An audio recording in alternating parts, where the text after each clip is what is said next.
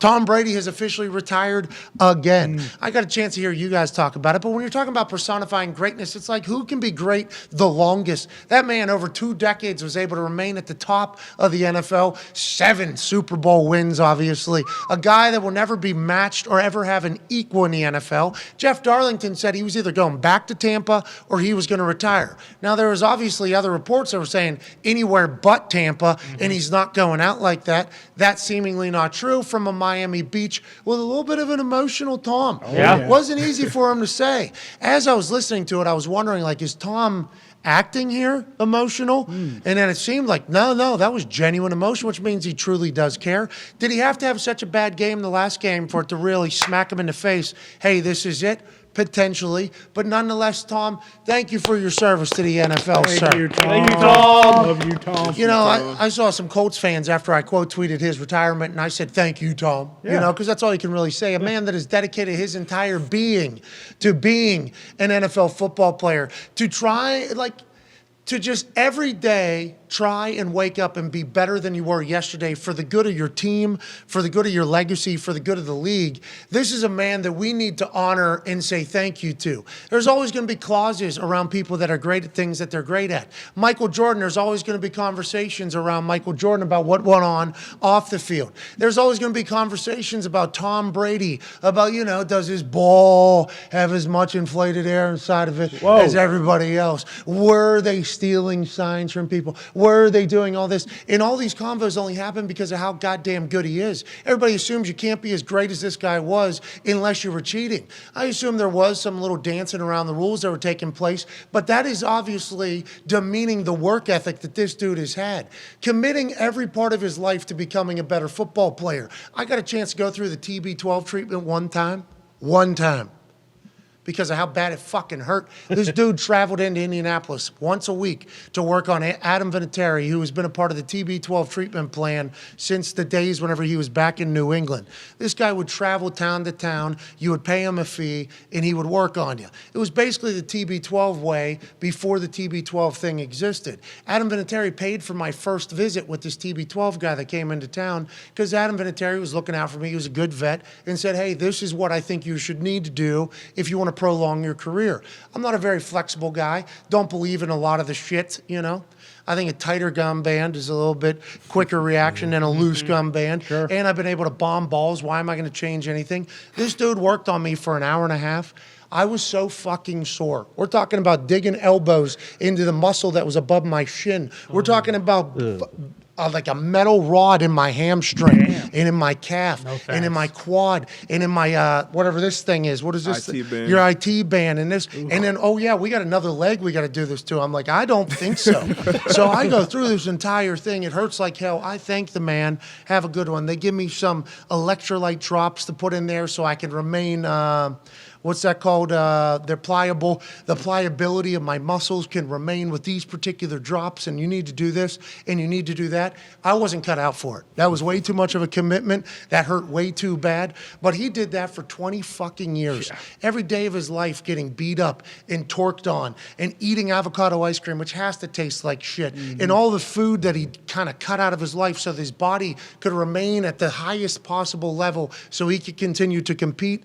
We have to be thankful for that fucking guy. And our league was lucky to have Thomas Edward Patrick Brady Jr.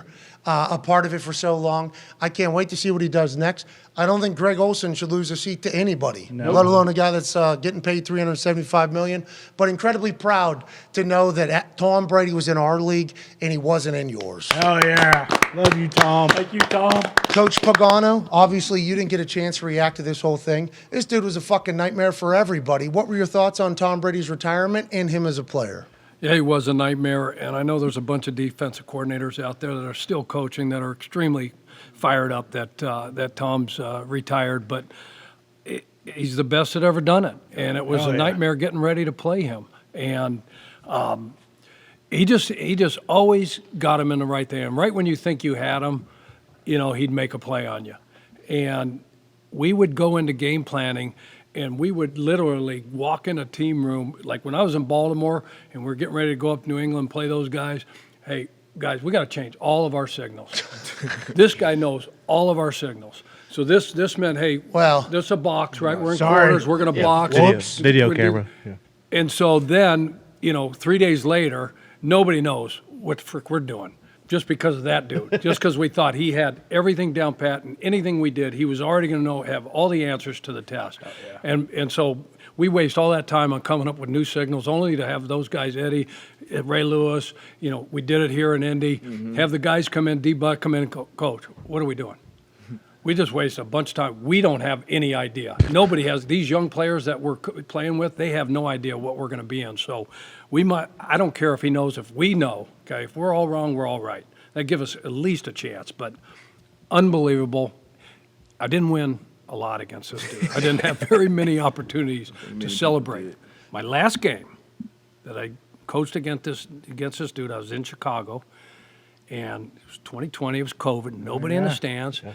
We beat these guys on Thursday night. Yeah. Remember? And it was 20. We won 20-19, and there was that. you fourth thought down, it was fourth down down. deal. Yeah. You tricked him.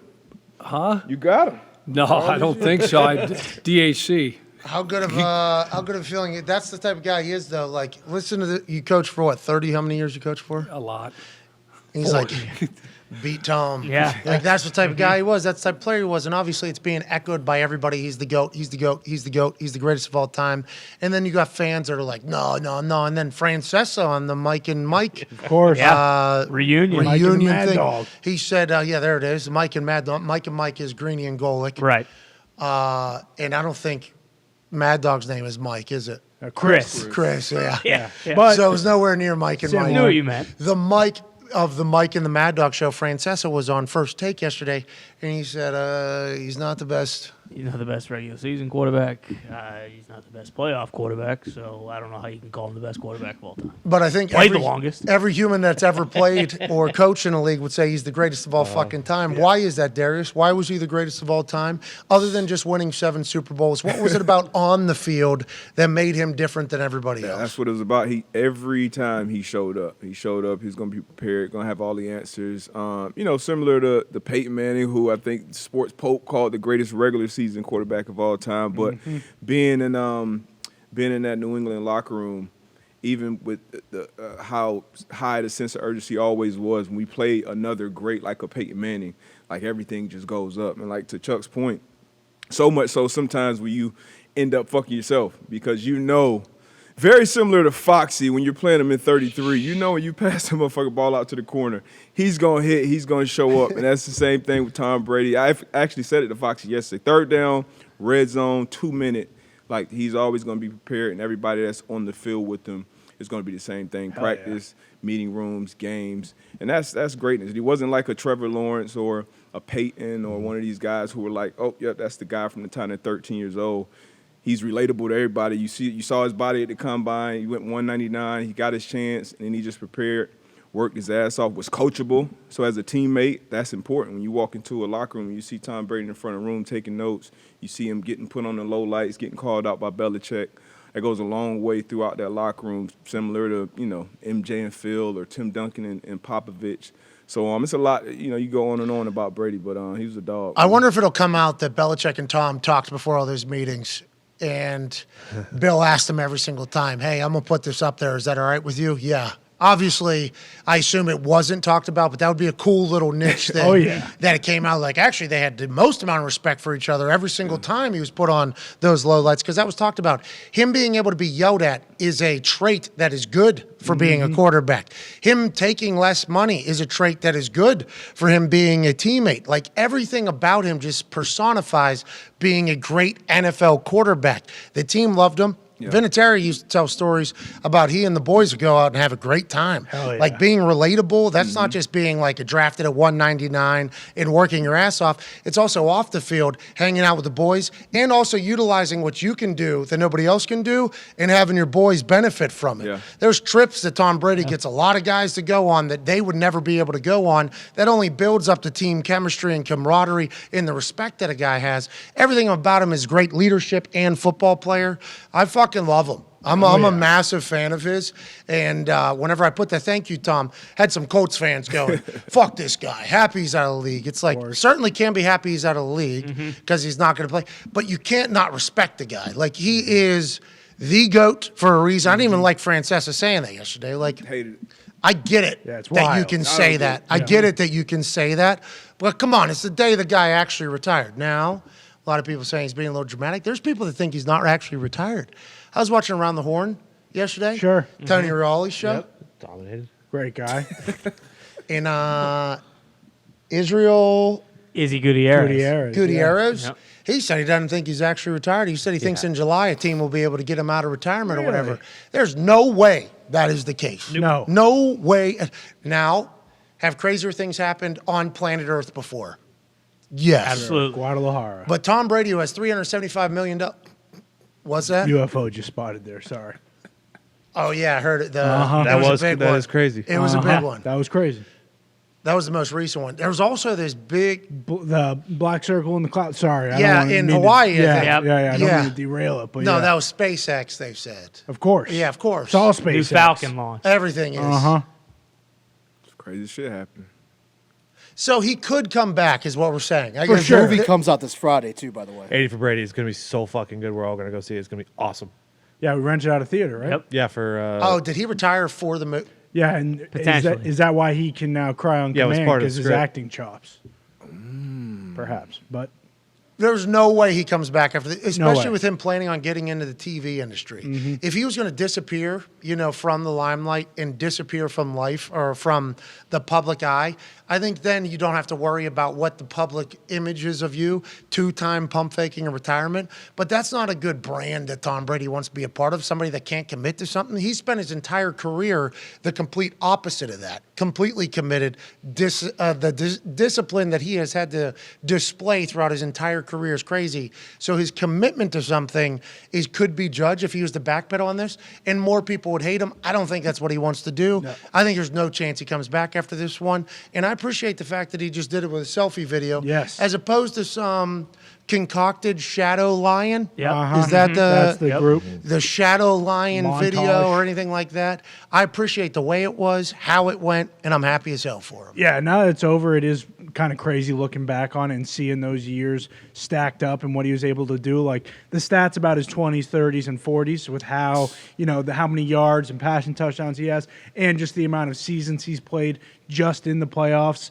I think it's like 3 seasons or something. Three like total, that. yeah, 48 games. Or Yeah, something. and I think his record was like 35 and 48 or something in the playoffs. Like he only lost 13 elimination games, obviously, because he had 7 Super Bowls and they missed a couple years because he tore his ACL and everything. But now that it's over, as a Patriots fan, I can go back to liking him.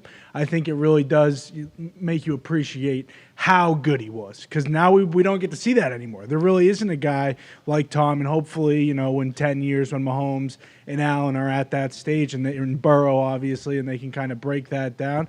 Sure, absolutely, there is still Aaron, but who knows with Aaron, Well, no, here's the thing. There's no way Aaron retires now. Is Absolutely my not. view He on said it. no way.